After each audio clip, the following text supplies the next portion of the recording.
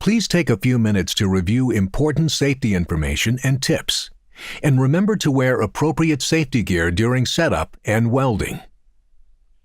For operators who don't use AutoSet, the Miller-Matic and Multimatic 255 have a manual mode they can use to customize their weld settings.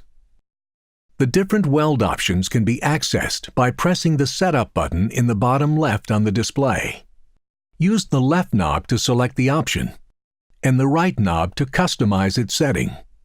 For MIG welding, matching the type of wire and gas being used, along with the proper wire diameter, is important to optimize the arc starts and arc performance. Here are the other variables that can also be adjusted to customize your MIG settings.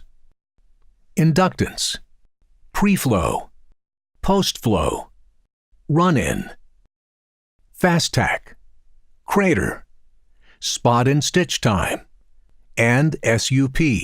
SUP only appears when using an AlumaPro light push-pull gun. The Multimatic 255 also has adjustable weld settings for the stick and DC TIG processes.